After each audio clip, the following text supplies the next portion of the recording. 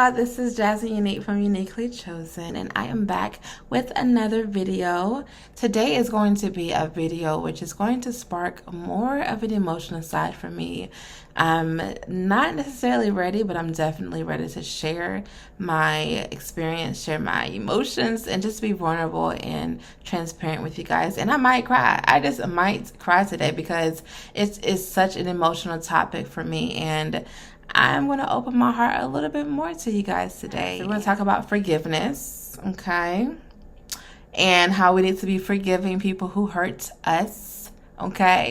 A lot of times people are like, I'm not going to forgive, or I'm not going to forget what they did. I am going to act accordingly, and I want to move accordingly. But is that what the Bible says, though? Are we supposed to walk in hate? Are we supposed to walk in unforgiveness? Unforgiveness literally turns your heart cold. We need to walk in love. And what is the opposite of love? Hate. And hate and unforgiveness are in alignment with each other. So y'all, we just got to go out here and forgive people, okay? And I'm going to just give you guys a prime example of how I forgave, how I am continuing to forgive, because it's not always an easy process. It's something that you have to continuously work on and work through. It is not easy, but we can do it.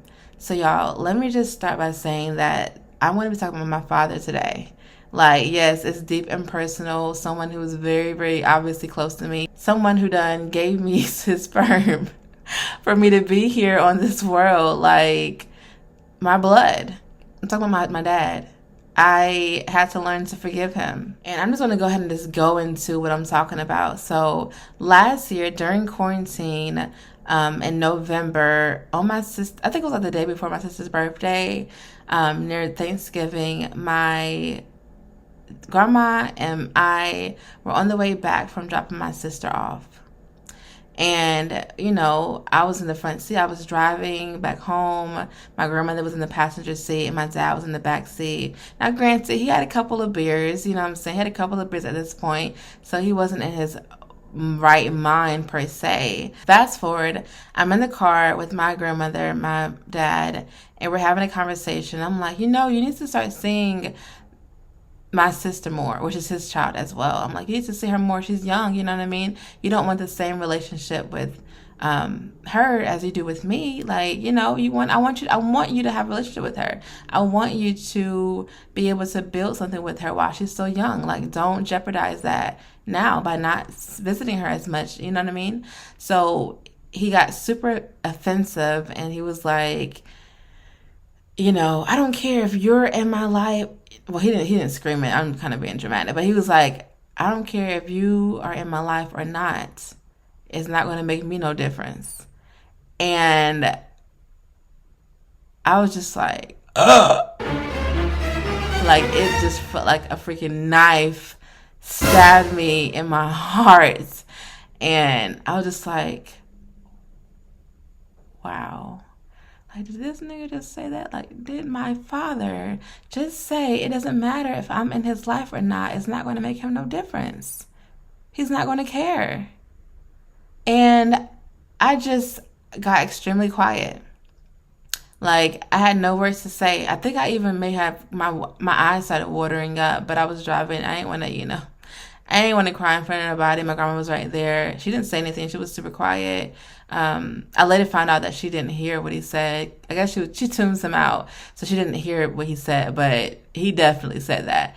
And so I'm in the car just quiet, like, and in my mind this whole time, I'm like, wow, I'm literally never talking to you ever again. Like, I'm done with you. This is it. Like, I've been trying to have a relationship with you for years, and this is the final straw. Like, the fact that you said that, like, I'm not even trying to be cool with you no more. Like, how dare you? How dare you say something so insensitive and so, just horrible? Like, how can a parent say that to their child, no matter how old or young they are? How dare you say something like that to me? And I was just hurt. I was like so freaking hurt. Things. I'm like, you have the nerve to sit up here and try to have a conversation with me while you just said what you just said, nigga? Are you crazy? I don't even, matter of fact, I should say, get off the car. Get off the car. You better get the stepping. That's what I really Oh, we're talking about forgiveness. You're right. You're talking about forgiveness. But in that moment, I should have told that nigga to get out the car. You better find a way to get home. You better use Charlie and Pat to walk home. Okay? You better get stepping out of my car. I didn't say that though. Now to think about it, I'm like, why didn't I do that? But yeah, I was very hurt, and I think I came home. I don't think I actually told anyone right away. I didn't tell anyone right away. I was just so shocked and just so like hurt by that statement, and it definitely made me cry when I got home. I was just like, wow, that's crazy to me. So after my dad told me that he didn't care if I was going to be in his life or not, I was just like, wow. I felt like that statement broke something in my life. And it broke something for the better, to be honest with you. Like, I think I was holding on to him for such a long time in my life. I was a child, being me growing up, I've always kind of wanted that validation secretly. I never really voiced my opinion or my emotions when it came to him ever. So the fact that he said that, it kind of like cut that emotional like dependency that I had on him, like me trying to search and trying to validate and trying to fill my void. I feel like him saying that just kind of cut that tie that I had, cut that curse that I had, that I felt like I needed some type of validation. I needed something from my father. Like I need him. You know what I mean? Him just saying that really broke that cycle for me and broke that connection for me. I really just felt a release. And a couple of days later, which is so ironic and it's crazy how it even happened, I think I was like in worship or I was like reading the Bible or something like that. I just felt a strong presence from God, and God was basically just confirming with me that he is my father. Like, y'all, when I tell you, I know it sounds really like, but seriously, like I felt a strong presence saying like, yo, I am your father. Well, not yo, but I'm your father. Like, you can depend on me. I can be the one to help guide you. My strength and my joy is in him, in God. And it was just so bizarre, so crazy. I broke down in tears because I felt that release. I was like, oh my God, like I finally feel disconnected from my father, and I finally feel connected to my source. I feel connected to God. I feel connected to his love. Like his love was so overbearing, especially that night. It was just incredible. And I was just like, wow, God, like, wow. Is this how it is supposed to feel loved by a father? Like, I never felt loved by a father before. I never knew what that meant. I've always searched for men to give that to me. I've always searched for friends to give that to me. I always search for sex or whatever it may be to give me that source of love and that source of just happiness and bliss. But when I felt that with God, it was just like surreal. It was like, wow, like, this is interesting. I can love somebody and somebody can love me that I don't even know per se. I don't even know you. I had never seen you before, God. Like, you are making me feel love right now. And it was like in a huge abundance of love. I just felt such a fullness. I didn't feel empty anymore from wanting or needing that validation from my father. I finally felt full. So that's kind of how it is to feel when God sincerely loves you. And I think I even wrote that down in one of my journals that I have. Like, I'm trying to journal things sometimes. I don't do it all the time, but every now and then I will put things in my little journal, my notepad, and that's one thing that I did right in there. And it was just like, wow, God feels like my father. God is my daddy. I don't need my real daddy. God is my daddy. And it was just an amazing, amazing feeling. Let me see if I can find it in my journal real quick. I'll be right back. Y'all, I found it. I'm surprised. I found it. I have like so many dang on journals.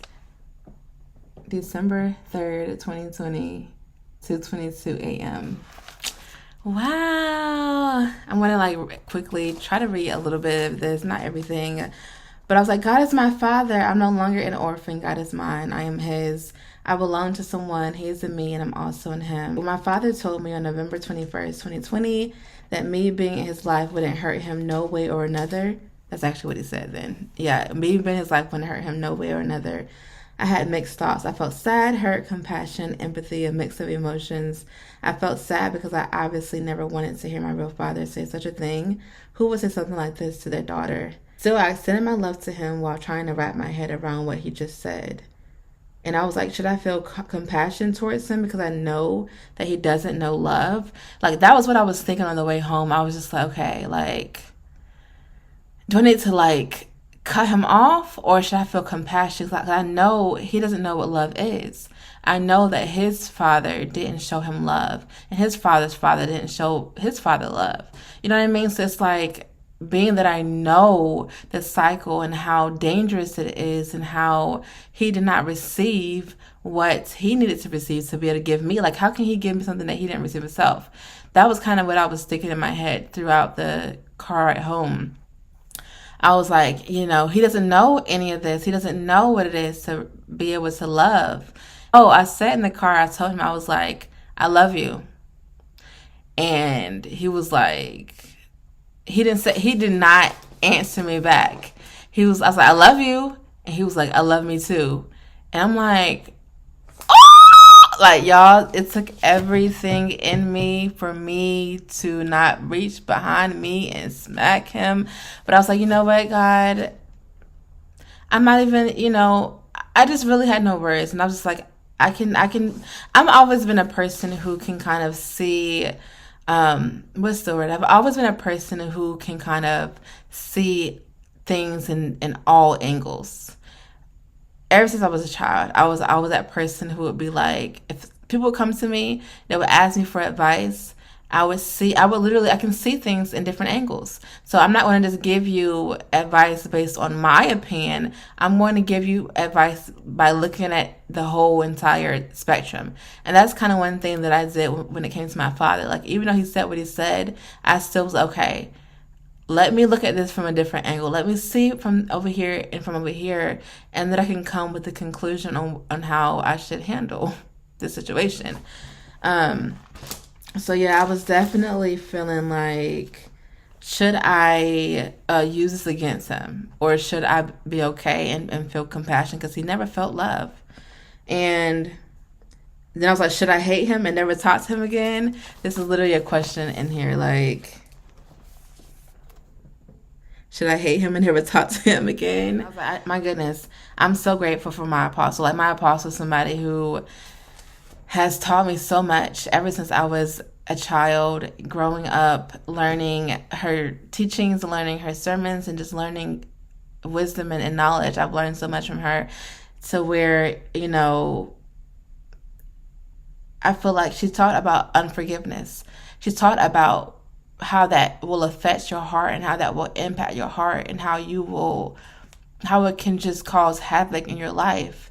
And, you know, it's important to forgive that person. It's important to forgive the people who may hurt you, people who may, you know, not extend their love for you.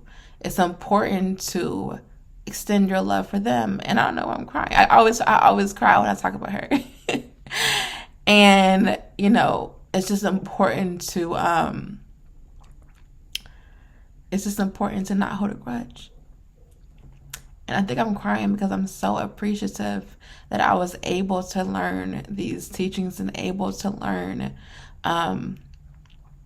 wisdom at such a young age. And even if I didn't learn it, even if I didn't use it while I was during that age, or while I was in my early 20s or whatever, I'm able to use it now. And it's just like, it's still in me regardless of how I feel about a certain thing or not. Like, I still have the wisdom, I still have the knowledge, and I still have the understanding. And, you know, just teaching and learning these things is just amazing to me. And so yeah, that I came to a conclusion that I cannot hold a grudge against my father. I have to love him and understand that he's saying these things because he's coming from a place of hurt, and I cannot hold him to this. But I will tell you, I feel a freedom, a piece of freedom or brokenness that was released because I heard what I needed to hear.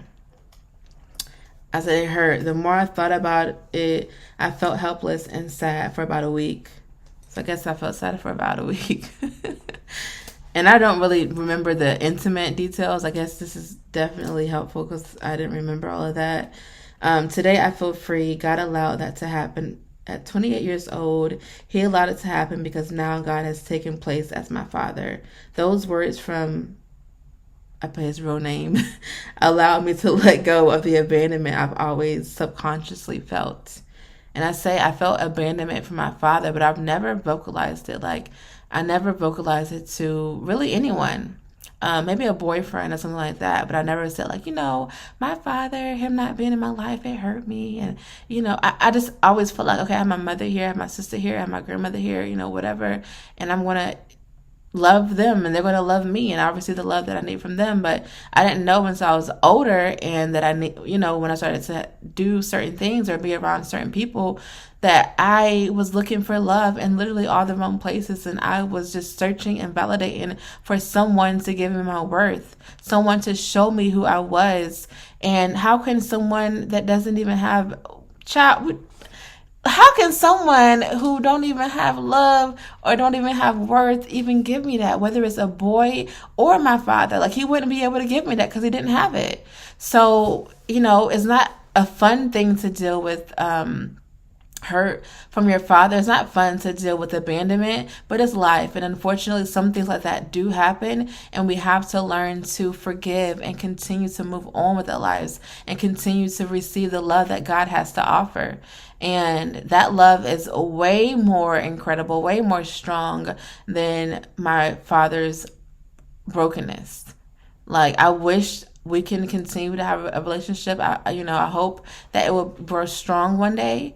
But until then, I am going to receive the validation from my God and affirmation from my God. And He's going to continue to give me what He needs to give me. And He's going to continue to nurture me, continue to pour into me love. Child, y'all got me over here preaching. Okay. I said I didn't realize it, but I was living in the unknown. Fathers provide their kids with a substantial source of identity. And I had been lacking identity for all of my life. Searching and searching, trying to figure out who I am. Who is Jasmine? What does she offer? I didn't know my father well, and that put a huge strain on my sense of identity. And that is true. Like, not knowing who you are or not knowing your father, that kind of puts a strain on your identity and knowing who you are and whose you are. It really causes issues in your child's life, in a person's life. Like, please be there for your kids. If you have a child, please be there for them. Like, please be there for them, because not being there for them is just causes them to not have an identity. That's why the devil is attacking our families and trying so hard to break us up, because he knows that once he comes in there to attack us, then our family line and our bloodline and our identity is broken once he does that. But if we stay strong, if we stay together, if we forgive each other, if we begin to repair our relationships and heal, we're going to be bad out here. We're going to be able to know who we are, and our identities is going to be restored. So just imagine you forgiving yourself. Imagine you forgiving your father. Imagine you forgiving your mother or whoever it is. Just imagine you doing those things. Imagine you knowing who you are. Imagine our identities just being strong and with a godly foundation. There's so much that we can do. There's so many curses that we can break, and there's just so much that can happen in our lives. And I'm so excited for it. Honey, I just broke something in my life, in my family bloodline, and I'm super excited for just my future. But anyway, we ain't talking about the point in my life where I'm so happy that I was able to have that moment. Like, God knew I needed that. Like, no matter how hurtful and how hurtful it was, that was needed for my life. That was needed for me to move on and for me to receive God's love. Like, I was subconsciously holding on to Him. Like, I didn't even know I was holding on to Him until it broke off of my life. I did not know I was. And yeah, being able to hear those words and being able to say, you know what, I'm finally going to let go. I'm going to let go. I still love him. I still appreciate him for just, bringing me into this world, but I'm going to let go. And that's when God was able to bless me in a different way than I have ever received. And he was able to tell me, like, Jasmine, I love you. I'm your father. I am going to be here for you. Like, times were not always easy. You growing up without a dad, it was not always easy for you. And I'm sorry about that. I love you though, but I want to still be here for you. And I still want you to feel love. Like, you can't feel that fatherly love from your natural father. So feel it from your spiritual father. So I'm just really appreciative, that God allowed himself to give me that love, because that's what he is. He is love. God is love. So we have to just open ourselves and invite him into our life and say, you know what, God, I love you. I'm willing to accept you. I'm willing to receive you. I invite you into my atmosphere. I invite you to my presence. I'm going to honor you, and I'm going to trust you, and I'm going to allow you to be God in my life. Let's forgive, you guys. Let's seek love, and let's continue to grow and be set free. In order for us to do that, we have to let people go and let the hurt go. So anyways, guys, this was a lot longer than I anticipated it to be, but I'm happy that I was able to kind of get some things off my chest and to just be vulnerable with you guys, and hopefully I'm helping someone else. Have a great night, y'all. I love y'all.